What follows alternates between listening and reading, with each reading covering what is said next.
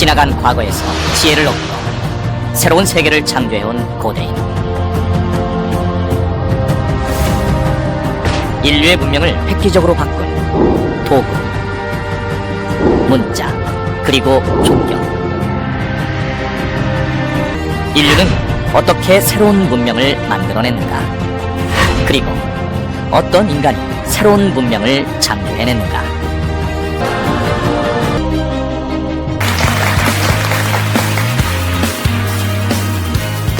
그것이 바로 자신에게 집중하는 묵상이라고 말씀드렸는데, 오늘은 조금 다른 얘기를 할 것 같아요. 그래서 실제로 인간이 어떻게 오늘과 같은 문명을 이루게 내었는지, 그 문명의 순간을 저희가 한번 들여다보고, 그 문명의 순간이 만들어낸 보이진 않지만 무형의 가장 숭고한 건물이 하나 있는데, 그 건물이 바로 이야기였습니다. 모든 이야기들의, 신화들의 가장 어머니라고 할 수 있는 길가메시 서사시의 내용을 통해서 어떤 인간이, 어떤 영웅이 새로운 세계를 여는지, 길가메시란 인물이 무엇을 의미하는지, 그것을 오늘 같이 한번 살펴보도록 하겠습니다. 기원전 5000년경 티그리스강과 유프라테스강 유역에는 수메르 문명이 꽃피기 시작한다.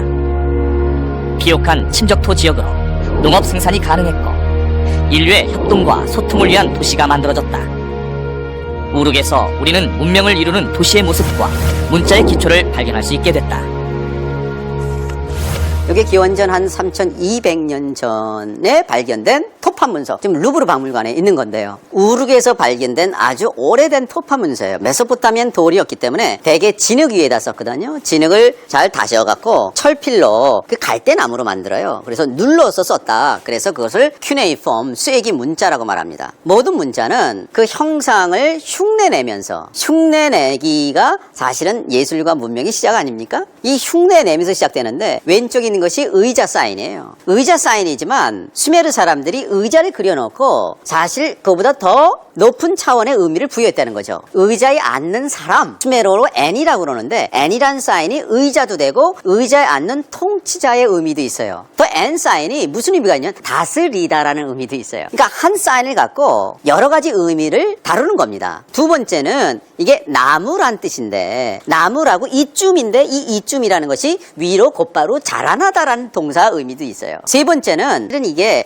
뿔을 상징하는 매에서 온 건데, 매가 여러 개 있는 거예요. 그래서 이거를 가리라고 그랬는데, 이 가리란 말이 위대함입니다. 크다, 이런 것까지 좀 포함하는, 그러니까 문자라는 것이 이런 글자를 일회성으로 내가 쓰고 버리는 것이 아니라 우르크이란 도시 안에서 소통이 되는 체계로 만들어서 문화를 만들고 문명을 만들기 시작했다. 여기서 보는 거는 이집트에서 처음으로 발견된 문자가 있는 화장판이에요. 이게 원래 이집트 파라오들이 눈화장을 했거든요. 그래서 여기 왼쪽에 서 있는 곤봉을 들고 있는 통치자의 이름이 나르메르입니다. 그런데 맨 위에 황소 두 개가 있고 황소 뒤에 조그만 집 형태가 있어요. 이 집 형태가 고대 이집트에서는 바로 왕궁을 말하는 거거든요. 왕궁에다가 자기 이름을 쓰는 버릇이 있어요. 이걸 위에는 물고기 사인이고 그 밑에는 뭘 할 쪼을 때 정 사인이에요. 이 물고기를 이집트어로 나르라 그러고 정을 메르라 그래요. 근데 이 사람의 이름이 뭐냐면 나르메르였거든요. 그러니까 의미하고는 전혀 상관없이 음가를 갖고 자기 이름을 표시하는 시스템, 이게 문자의 역사에서 아주 중요한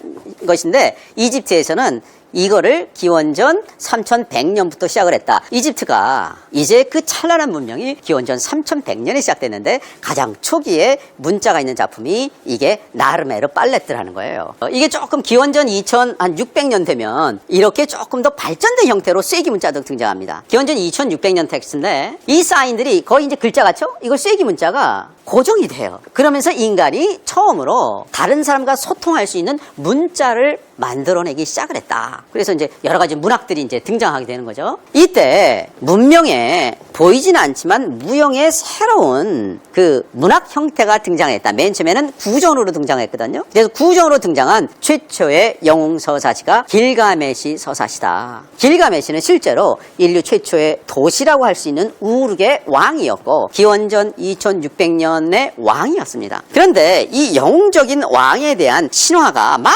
재생산을 재생산하게 되었고, 이 재생산된 게 기원전 2100년경 우루 제3왕조의 술기라는 왕이 이 사람을 신격화하기 시작했어요. 그러다 기원전 19세기 길가메시 서사시가 모아지기 시작합니다. 그 전에 떠돌아다니던 여러 가지 민담, 속담들이 모아지면서 하나의 신화가 만들어졌는데, 그 신화가 길가메시 서사시고, 사실 우리가 아는 길가메시 서사시는 기원전 15세기에 신내께 운인이라는 사람이 만든 신화다. 그래서 여러분 루브르 박물관 가면 길가메시의 상징이 우리가 인간으로 담을 수 있는 이 건물보다 훨씬 큰 모습으로 사자를 해도록 하고 있는 모습으로 길가메시가 무슨 뜻이냐면, 길가가 노인이, 메시 청년이 되었다. 여러분들 의견을 돕기 위해서 잠깐 말씀을 드리면은요, 동양의 주역도 BC 한 2500년경 이때부터 구전으로 전달되기 시작해서 한 1000년을 모아서 이제 주역이라는 게 돼요. 길가메시도 마찬가지고요. 무슨 얘기인가 하면은요, 인류의 대부분의 문명의 시초가 BC 3000년이에요. 그러니까 시험 문제 그런 게 탁 놓으면 그냥 BC 3000년 하면 대부분 다 맞아요. 어술의 시작 뭐 전부 다가 그러는데요. BC 3000년경에 그런 문화가 발전해서 BC 2500년경에 한 500년에 이제 인프라가 생겼겠죠. 그리고 그것이 1000년의 시간을 가지고 더 다듬어져서 이런 식으로 발전하지 않았을까. 네, 그래서 이 길가메시 서사시가 아까도 말씀드린 대로 옆에 있는 토파 문서는, 오른쪽에 그 토파 문서는 기원전 1900년 예일대학교 팀이 발견한 토파 문서예요. 이게 기원전 1900년 토파 문서고, 왼쪽에 있는 것이 기원전 1400년. 그래서 14세기에 이르러서 길가메시 서사시가 정형화됩니다. 기원전 14세기 무슨 일이 있었느냐? 아프가니스탄에서 아르메니아, 터키, 이집트까지 국제 공용어가 쐐기 문자에서 아카드. 그래서 아카드어를 이 모든 곳에서 배웠어요. 그래서 길가메시 서사시가 이스라엘 무기떼에서도 발견되고, 아르메니아에서도 발견되고, 이란에서도 발견되고, 이집트에서도 발견됩니다. 왜냐하면 서기관이 되어서 오늘날 영어 배우는 것처럼 길가메시 서사시 토판 문서 갖고 배웠거든요. 그래서 괴테가 말하는 최초의 세계 문학의 전형이 되는 것이 바로 길가메시 서사시예요. 길가메시 서사시는 맨 처음에 이렇게 시작을 해요. 옛날의 책들은요, 그 서사시의 첫 번째 문장이 그 책의 제목입니다. 신내께 운인이가 첫 번째 뭐를 쓸까를 상당히 고민했을 거예요. 그 첫 번째 라인이 나라의 기초인 시면을 본 사람. 그래서 제일 중요한 것이 시면이라는 단어예요. 실제로 길가메시가 영원히 살기 위해서 바다 맨 밑으로 시면으로 들어가서 불로초를 봤거든요. 이 불로초, 바다의 맨 깊은 장소가 시면이라는 뜻인데, 두 번째 의미가 있어요. 시면이 모든 동서고금의 지식의 총체를 납급하라 그랬어요. 그러니까 길가메시 서사시는 실질적으로 나기가 시면을 여행한 얘기일 뿐만 아니라 동서고금의 모든 것을 경험한 이 시면이라는 것이, 우리 맨 처음에 쓸쓸한 공간에서 자기의 집중하는 이 시면을 경험한 사람이었고, 그것이 나라의 기초다. 그래서 길가메시 서사시는 사실은 지혜에 대한 찬양시입니다. 위대한 인물, 영웅이란 무엇인가, 이런 것들을 여기서 말하고 있다. 여기서 잠깐 길가메시 서사시의 내용을 살펴보자. 반신반인이었던 길가메시는 지상에서 가장 강력한 왕으로 폭군으로 악명을 떨쳤다. 신들은 그의 위세를 꺾기 위해 반인 반수의 괴물 엔키두를 보냈으나 길가메시는 그와의 싸움에서 승리하고 둘은 둘도 없는 친구가 된다. 엔키두는 길가메시의 제2의 자아가 된다. 엔키두는 도시인 우르에서 생활하며 짐승의 본성이 없어지자 신에 대항하고자 길가메시와 함께 백향목을 베어버리고 백향목을 지키던 호아와도 죽인다. 하지만 신의 동물을 죽였다는 죄목으로 결국 길가메시의 제2의 자아인 엔키두는 죽고 만다. 엔키두를 죽었다는 건 뭐예요? 사실은 문학적인 장치로 길가메시 반쪽이 죽은 거거든. 그래서 길가메시가 이전까지는 영웅적인 서사시에서 가장 중요한 명성만을 쫓다가 자기의 반쪽이 죽기 때문에 죽음이 자기 삶의 일부란 걸 알고 죽음에 자기가 매몰돼요. 그러면서 실제적으로 인간이 영성한다는 건 무엇일까? 영성이라는 것을 알기 위해서 여행을 떠나는데, 어디로 여행을 떠나냐? 지하세계로 여행을 떠납니다. 여행을 떠나고 나서 지하의 경계에 사는 어떤 여인을 만나는데, 그 여인이 신둘이에요. 그러니까 길가메시 보고 깜짝 놀라요. 그 유명한 우르게 왕인 길가메시가 완전히 거짓곳을 해갖고 지하세계에 왔으니까 당신 누굽니까? 그랬더니 내가 길가메시입니까? 나는 지하에 사는 홍수에서 살아남았다는 우트나 피스팀을 만나러 왔습니다. 이렇게 하거든요. 그랬더니 신두리가 하는 말이 있습니다. 당신의 머리를 감고 목욕하시고 당신의 손 안에 안고 있는 어린아이를 즐거워하고 당신의 아내가 당신의 품 안에서 행복하게 하십시오. 이것이 인간이 할 일이지 영생 찾지 말아라. 이게요 전도서에도 등장을 해요. 똑같은. 그러니까 아주 오래된 그 내용이 길가메시 서사시에도 베꼈고 나중에 전도서 거기서도 베낀 것 같아요. 그랬더니 이게 뭐가 생각나냐면 호레스라는 로마의 시인이 아주 유명한 말이죠. 까르페 디엠. 까르페 디엠이라는 게 디엠이라는 것이 데이란 그 까르페라는 건 뭐냐면요. 잡다, 포착하다. 뭘 포착하냐면 열매가 익었을 때, 열매가 가장 잘 익었을 때가 어디냐면 떨어지기 직전이에요. 떨어지기 직전에 그 과일을 딱 따는 거 있죠. 그거를 까르뽀라 그래요. 그러니까 까르페 디엠은 그 순간을 포착해서 오늘 이 순간에 집착해야지 미래에 그거 집착하지 말아라. 이런 얘기를 하는 거죠. 그런데 사실은 길가메시가 아니다. 나는 영생을 살아야겠다 하고 여행을 계속 떠나요. 길가메시는 지하세계에서 영생을 살고 있다는 우타나 피쉬팀을 만나지만 그도 영생의 비결은 모른다며 다만 불로초를 따는 방법을 알려준다. 길가메시는 시면 나크바에 들어가서 불로초를 따온다. 그러나 집으로 돌아오던 중 잠시 쉬는 사이에 뱀이 불로초를 먹어버리고 결국 길가메시는 빈손으로 돌아오게 된다. 하지만 길가메시는 영생을 구하는 일련의 사건에서 인생의 시면을 방문했고 지혜를 얻게 됐다.